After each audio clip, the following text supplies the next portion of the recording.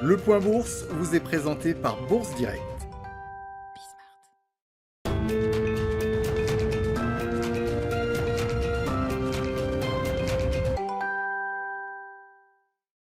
La bourse de Paris est en forte baisse à la mi-journée dans le sillage de Wall Street et des marchés asiatiques, avec en fond de toile cette même inquiétude quant à la propagation des contaminations aux variants Delta du coronavirus, mais aussi la persistance des tensions inflationnistes.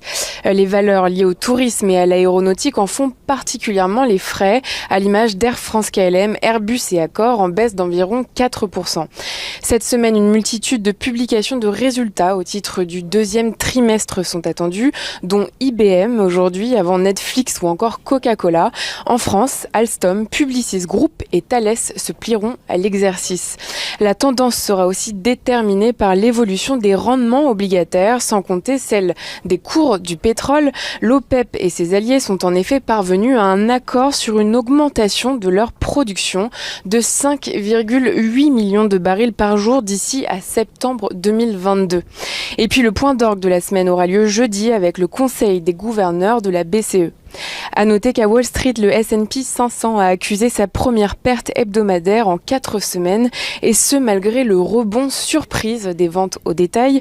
Le marché aura donc retenu la dégradation de l'indice de confiance du consommateur de l'Université de Michigan. Du côté des valeurs, à présent, Vivendi a annoncé que le milliardaire américain William Ackman allait se substituer au véhicule d'investissement Pershing Square Tontine Holding pour le rachat de 10% du capital d'Universal Music Group par le biais de fonds d'investissement. Dans le secteur du luxe, le fonds de capital investissement cofondé par le géant LVMH, L. Catterton, va acquérir une participation de 60% dans le groupe de luxe italien Etro.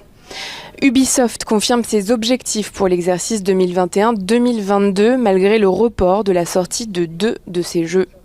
Casino étend et améliore les conditions financières de son principal crédit syndiqué dont l'échéance, initialement fixée à octobre 2023, est repoussée à juillet 2026.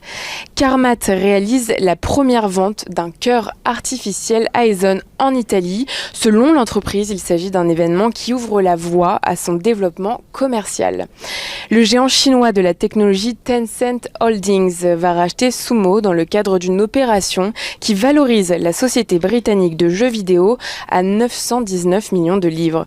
Et puis Capgemini a conclu un accord en vue d'acquérir la société australienne Empire Limited avec plus de 1000 professionnels en Australie et en Nouvelle-Zélande. Cette acquisition viserait à renforcer les capacités de Capgemini en matière de gestion des données et de cloud dans la région.